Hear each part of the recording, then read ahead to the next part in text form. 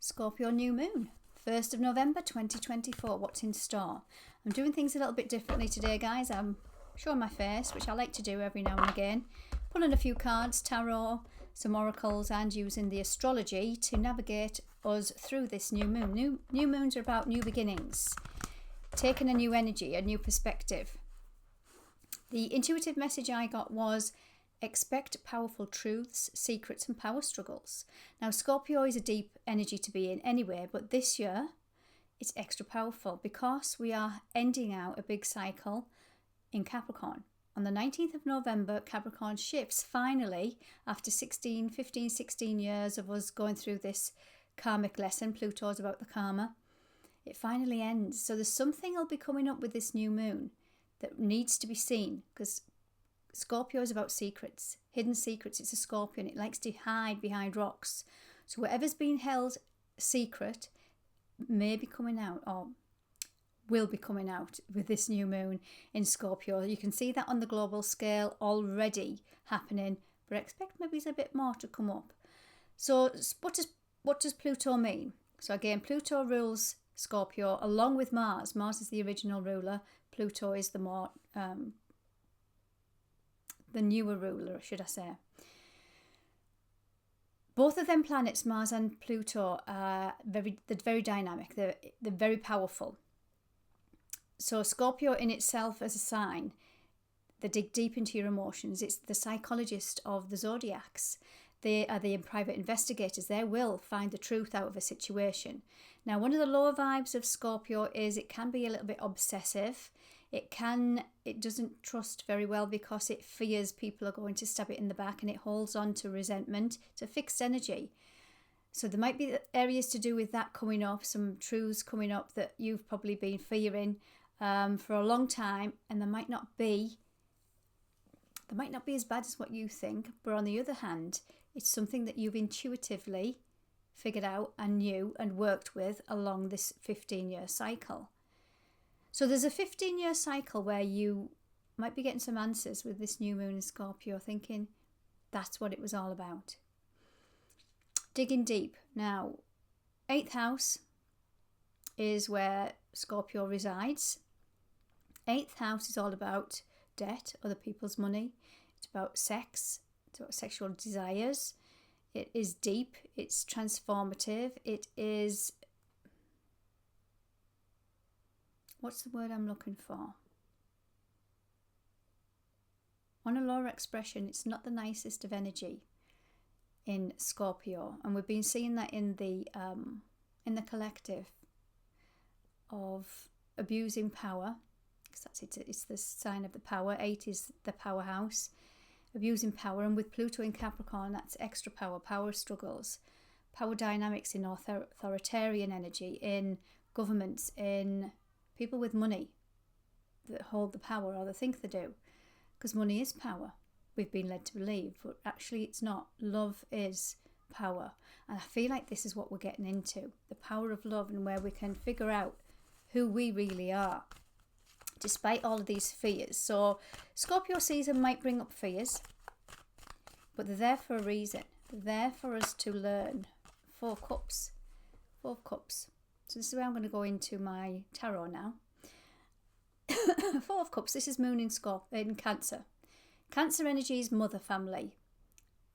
Mother, family line, safety, who we feel safe around, children, looking after our children. Are the children safe? Is your family safe? Did you feel safe as a child? Have you been passed down some mother wounds where you didn't feel safe? Is some emotional instability? 4s are about stable energy. But this guy here, you can see he hasn't got the 4th cup. He's only got 3 standing. There's something that you're missing, something that you're overlooking, that Scorpio season's trying to say, here you go, there's the 4th cup, there's your emotional security. Might be fear-based, might have been passed down from the mother line. You can see here he's very defensive, very stubborn energy I feel with this man here. And Scorpio is a fixed energy. It's a very stubborn energy. So there's something that you have probably been hanging on to for some time that might be fear-based, that might be ancestrally linked, that might come in Remember, expect truths, secrets and power struggles to show itself. Let's have a look. What else do we have? Seven of Swords. Speaks for itself, doesn't it? Betrayal. Fear of betrayal. Being betrayed. Backstabbed. In relationships. He's looking back at the two that are standing behind him here. Two of Swords in Tarot is Moon in Libra. And that is about uncovering. The moon shines a light on relationship dynamics. He's carrying 5 swords. There might be a conflict that he thinks he's got away with. This might be what's coming up in Scorpio season. And here we have the Hierophant. This is Taurus energy. 5 on this card is freedom. There's some kind of belief systems that you're setting yourself free from. Some old belief systems, some patriarchy that you're setting yourself free from. I'm just laying these cards out, guys. I'm just going to tell it like it is. I like doing my little story time. And we have the Star.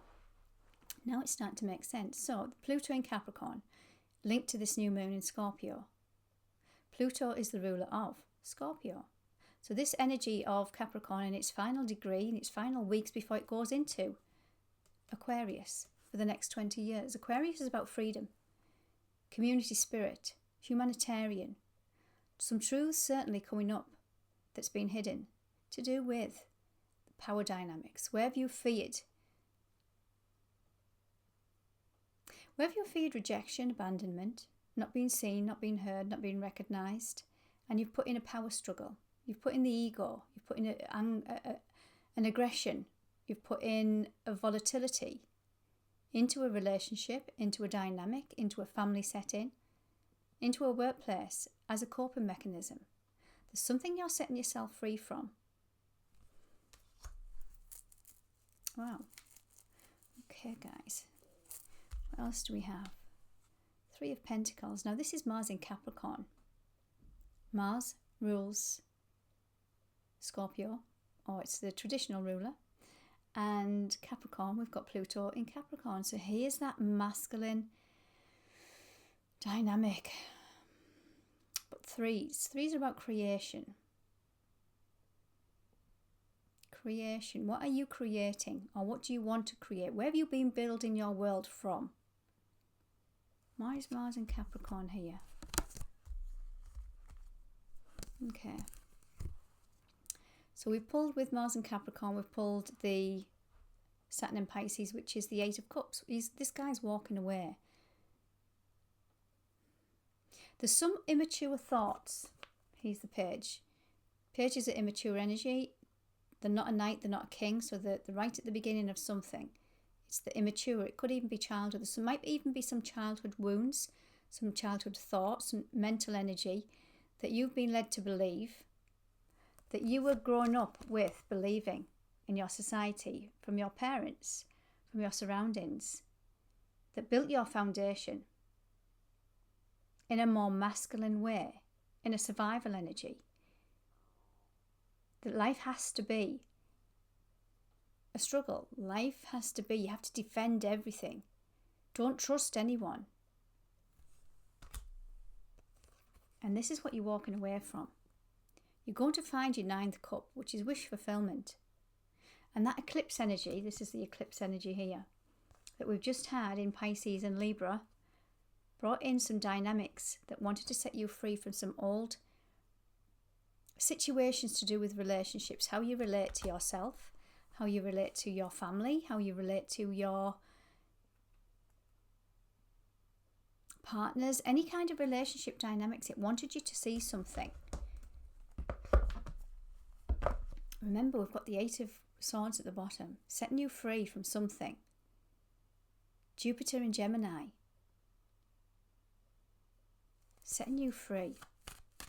So what fears, let's have a look, because Scorpio can bring up fears. What fears are we releasing? What fears are being released? What fears are being released with this new moon? Wheel of Fortune. Whatever you figure out with this new moon right now, as you're watching me, what's holding you back? If you push through this fear-based energy and figure something out, guys. This is where the Wheel of Fortune spins. It's going to turn your world into something different. And remember, new moons are about new beginnings. I also feel that whatever communication comes in with this, it's going to fire you off in a different trajectory. A more beneficial trajectory, I have to add. Now let's go into my Queen of the Moon. This deck here. Let's see what the Queen of the Moon wants to bring in with the new moon in Scorpio. I do feel quite positive with this new moon. Ooh, can you see that energy? It's extremes. Look at that heat, hot, desires, yeah, lust.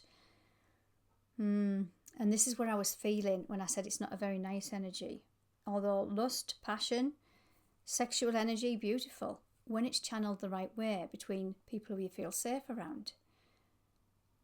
But over the years, this has been used as a power tool.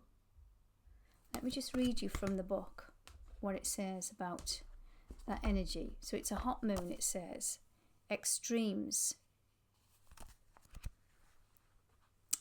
34 is the number on the card for those of you that like the numerology. 34 adds up to 7. So extremes. Learn how to handle crisis with calm and resilience. Seeking balance is superior to seeking extremes. There are better ways to handle conflict. The rage and outrage. There are better ways to handle conflict than rage or outrage. There may be someone who seeks to disrupt your business or life in some way. This too shall pass. Remember what I was saying about this energy here. Somebody who's trying to cause conflict or has caused conflict and they think they've got away with something to cause some kind of disruption to your world, to your life. So this says, I handle extremes with grace, yet I seek balance in all things. So you're going to see people for who they are. Your intuition is going to be absolutely spot on because Scorpio is about intuition. But you might be seeing, remember what I said, expect truths, secrets and power struggles. Truths to come up here. Wow. Okay, let me pull another one. I'm liking the energy of this Queen of the Moon Oracle. And then I'm going to finish off. And we've got Will. I'm going to finish off with a Black Moon Lilith. This is the Dark Feminine. Just to let us know what it is we're digging deep to look and to balance within ourselves or to balance in with our ancestral energy. Because I do feel like this is where it's coming in. Now that sun's right in my face. I hope you can see me. We've got Will. Number 13. Interesting. Will. The will of the Divine Feminine. Now, 13 is the Divine Feminine number. Where there's a will, there's a way. She's got a mask on. She's actually got the crescent moon. So that represents the new moon.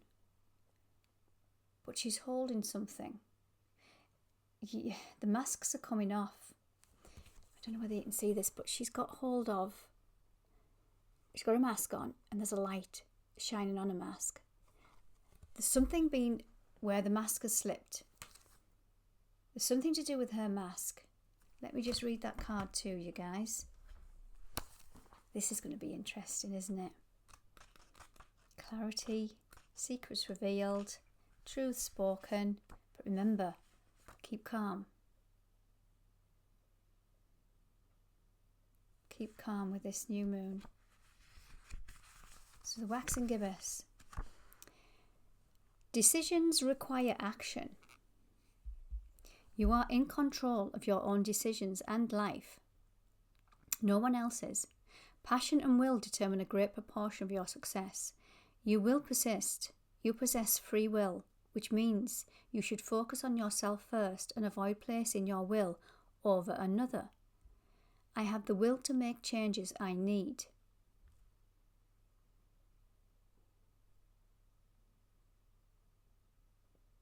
Okay. I just want to go over to this side of the book. So it says here, contrary to popular belief, in witchcraft traditions, practitioners do not interfere with another's free will. This means we do not cast spells upon people to influence their behaviour. How do we get what we want instead? We cast on ourselves in line with our will, focusing carefully on what we would like in our lives instead. For example, instead of casting a spell to get back at your ex-boyfriend who doesn't want us by influencing his own... I'll read that again. For example, instead of casting a spell to get back at our ex-boyfriend who doesn't want us by influencing his will to love us again, we more ethically cast upon ourselves for our ideal partner. This way, we don't interfere with his free will, and if the ex is our ideal partner, he will return to us freely. If not, we have attracted someone new and better for us. Either way, it's a win-win. Now, I'm getting here in my Moonology deck, the win-win outcome is forecast. It is the moon in Libra. And that's where we had that eclipse, in the sign of Libra. We have Black Moon Lilith in the sign of Libra right now, meaning we are learning the dark shadows through relationships. So it says here to use our will productively, we should assess what we really want and make sure this is what we want to reach for. Free will. Interesting. So that said, I'm going to pull a couple from the Moonology deck before I pull my Black Moon Lilith. See what the Moonology deck wants us to know.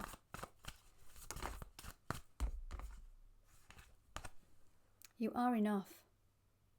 It's time to take a breath out. Virgo energy. So we're healing the divine feminine, whether man or woman. We're healing the divine feminine to do with this energy here. There's something where you haven't felt good enough in life for a good enough relationship with yourself, a good enough relationship with love, affection, passion, money, partnership, a happy family. There's something. Remember what I was saying about that there's something that you're missing from your childhood, possibly, or being passed down from your ancestors of not feeling good enough. And this is an internal energy. Remember, it's Scorpio, it's digging deep into your emotions. So there's some kind of not being good enough energy that is going to, if you figured it out, could break you free from an old ancestral cycle. Another one from the moon deck. And then when I pull my Black Moon Lilith, that might cast a shadow. And Scorpio is the shadow energy. Let's have a look. Communication is key. Nothing will come of a situation. So I feel like this is where you've got to, there might be communication coming in, as I say, secrets, power struggles that might be coming in to end out a cycle. And you've got to be mindful of your words. That came up with the new moon, full moon in Aries as well. It really did. At the bottom of the deck, we've got acceptance. Acceptance that we're all different. And then that's going to bring in a totally different trajectory. Remember the Wheel of Fortune. Right, let's get into my juicy cards now. This deck is it's one of my faves. Favourite energy. So let's see what the Black Moon Lilith... Oh, that was quick. Mars. And we have separation. Separation from the masculine and the feminine. We're integrating that separation energy that we've been brought into, because conflict keeps us in separation. Conflict keeps us vulnerable.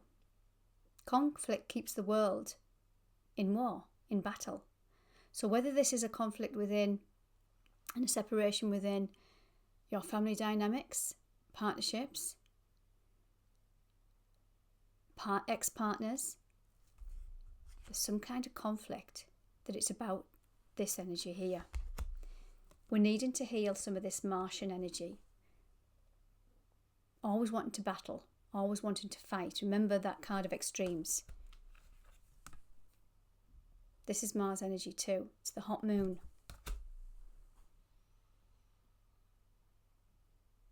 The ego. The unhealthy ego. Let's read from Black Moon Lilith for Mars. Funnily enough, 2 and 6 on this card adds up to 8. Power struggles. Where have you, or where do you need to release the power struggle, the battle? Walk away from the conflict, because it's not bringing peace anymore. And you might be hanging on to it because of this. You don't feel good enough. Give yourself some self-love. That is the best way to balance your feminine energy that might have felt that you're not good enough for. Okay, Mars. Mars is the cosmic divine masculine and loves to initiate action, lead, compete, and come out on top. If you have felt stagnancy in your life, this card indicates that there's a breakthrough imminent. When Mars is present, the universe, excuse me, throat chakra, words to be spoken, make sure they come from a place of here, not here.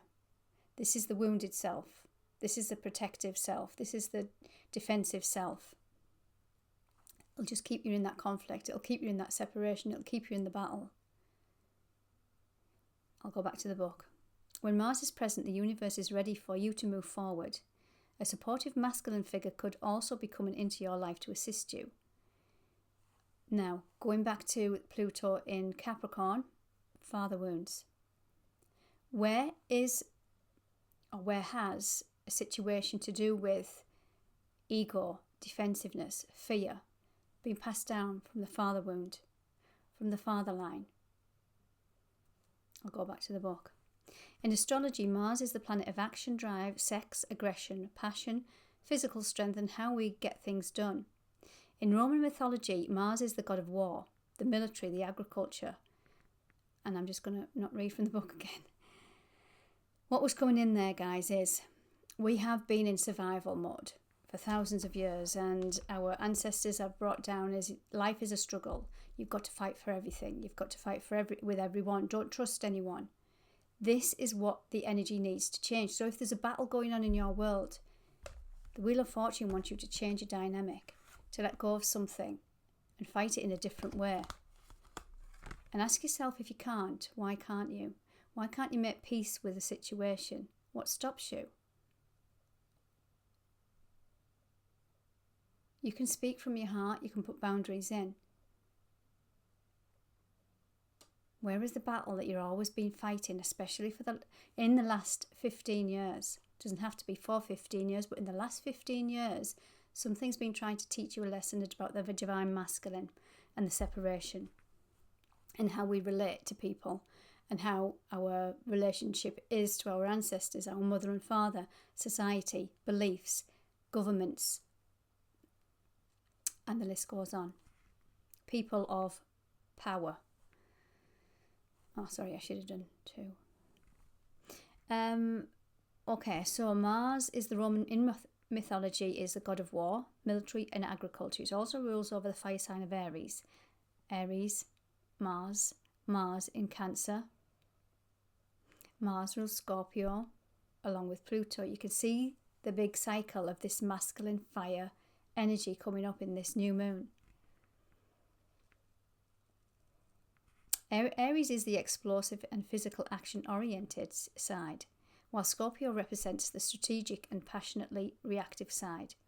In astrology, it is considered a personal planet, meaning that it appears prominent in your personal world. It describes how we like to exercise, what motivates us, and how we react in anger. When you are doing something that you are passionate about, it increases your manifestation power.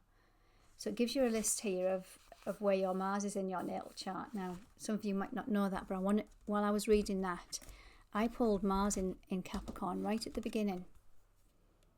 Mars in Capricorn. Something that you have been taught from a very early age of how the world is lies in this energy. Now, in this book, Mars in Capricorn is structure and discipline. So you might have been told from a very young age, fight for life, fight for everything. Don't trust anyone. The world is a fearful place. Don't be compassionate, be aggressive. That's how you will win the battle. Okay, guys. The separation card was next. Then we have Capricorn. And this is about elevated status, where you want to be on top at all costs, where the people around you are willing to be prepared to fight at all costs. But you are just tired of this. You're tired of this energy. Change the dynamics and you'll change the trajectory. Okay guys, if you've enjoyed that, do hit that subscribe button. I'm going to leave it there. Have a great new moon in Scorpio. You have a chance to bring in and set yourself free from some of this new moon in Scorpio, guys. It's powerful. It's great. It's fantastic. Take good care.